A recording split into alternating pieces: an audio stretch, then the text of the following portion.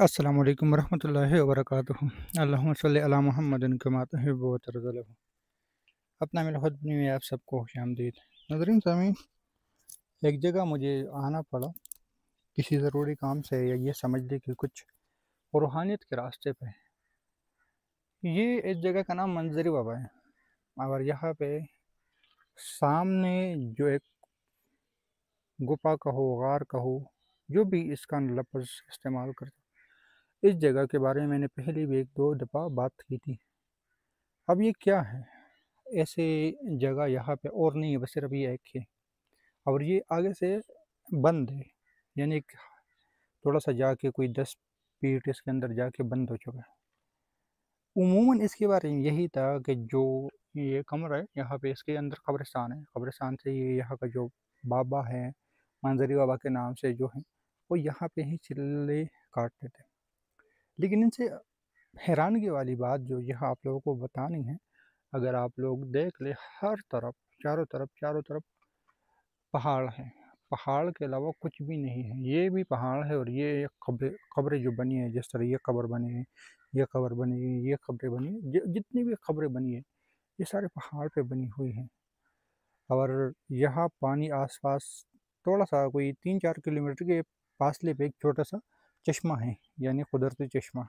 और ये भी एक चश्मा है, लेकिन ये सूख चुका है।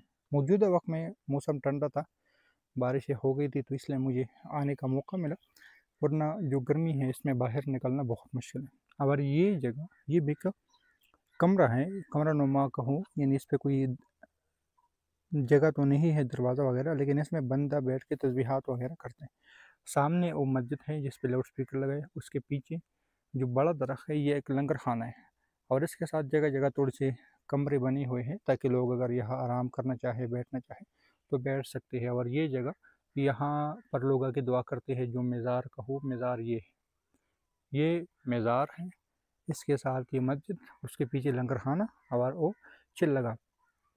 अब चिल्लगा से मुराद, यहाँ पे एक बंदा आया, उसने अल्लाह अल्लाह कहा, सीखा, सिखाया, और उसके बाद ये सिलसिला चलता रहा है।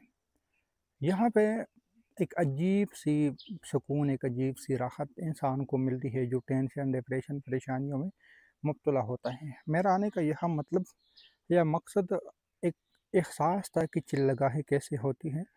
पहले भी मैं ऐसे चिल्लगाहों को तलाश करता रहता हूँ, लेकिन इसके बारे में मुझे बहुत ज़्यादा एहसास कुछ दिनों से हो रहा था, तो ख़ुद दोबारा आया। क्योंकि बाज़ दफ़ा जब चीज़ पुरानी हो जाती है, तो उसको याद दहानी करनी पड़ती है। तो उस याद दहानी के तौर पे मैं इस चिल्लगाह पे दोबारा आया कि यहाँ पे वो बरकतें और नूर और रहमतें इंसान को मिल जाती हैं, जो कि उन्होंने यहाँ पे पढ़ाई या की, उसकी तासीर यहाँ पे है, इसलिए इसकी सुकून मिलती है। इसके पीछे बहुत बड़ी कहानी है इन लोगों की, जो यहाँ पे आए थे। ये दरअसल कोहाट के रहने वाले शख्स थे, और फिर उन माहौल से तंग आके उसने इस जगह का इंतखाब किया। ये दरगई मलाकन, फिर बड़ कोट, और फिर मंजरी बाबा के नाम से इस जगह का नाम ही मंजरी बाबा हो गया। तो बहुत ज़्यादा लोगों को इसके बारे में इल्म है, लेकिन यहाँ पे जो अगर सुकून है, तो सिर्फ पढ़ाई की, अल्लाह की बड़ाई की, अज़मत की, ज़िक्र की, अस्कार की। यहाँ पे आपको पहाड़ों के अलावा और कुछ नहीं मिलेगा। दुकानें वगैरह यहाँ पे ना के बराबर है, सिर्फ एक दुकान है इसके आसपास। और वैसे 3-4 किलोमीटर के फासले पे तो बाज़ार है, लेकिन वो इतनी बड़ी बाज़ार नहीं है, यानी सहूलत यहाँ ना के बराबर है।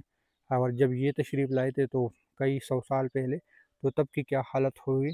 लेकिन जितनी भी नज़र दोहराते हो, हर तरफ पहाड़ ही पहाड़। पहाड़ों के दरमियान में, यानी पहाड़ों के से घिरा हुआ एक जगह है। जितनी जगह मिली, उन्होंने इसमें से अपने लिए पढ़ाई की जगह मुंतखब की, और फिर आगे आबादी होती रही।